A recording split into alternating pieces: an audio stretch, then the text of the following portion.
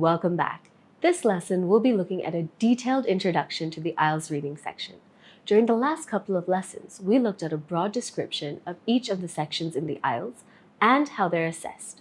But in this section and lessons, we'll be looking at the IELTS reading section in more detail, in terms of the different types of questions you will get and how to answer each type, as well as tips and tricks and also a run-through of an IELTS reading practice paper.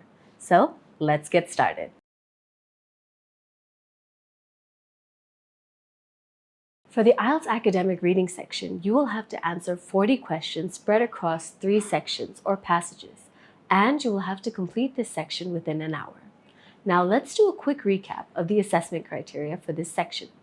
Basically, you will receive 1 mark for each correct answer. As there are 40 questions, your marks will be out of 40.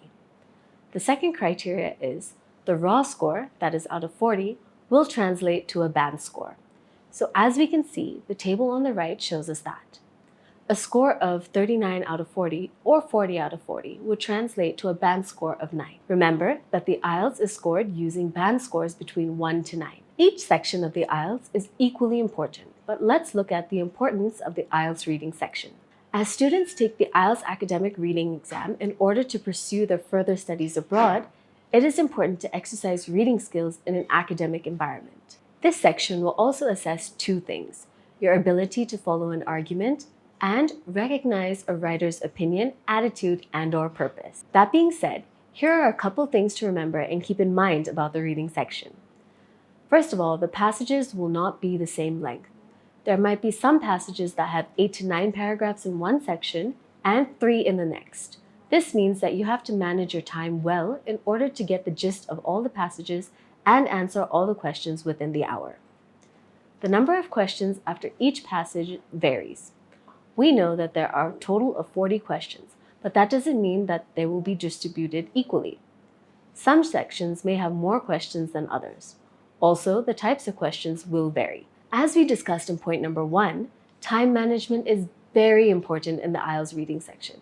It's advised that you spend 15 to 20 minutes on each section and/or passage. I would say try to spend 15 minutes on each passage because then you'll have the last 15 minutes to go back and check your answers or fill in the ones you may have skipped. And last but not least, you can read and answer the questions at the same time. In that sense, you can attempt the reading paper in any order, passage-wise. It's better if you read and answer simultaneously. These tips will also help you whilst preparing for the section. While you prepare, here are some skills you can develop in order to increase your IELTS reading score. First of all, develop skills for each type of question.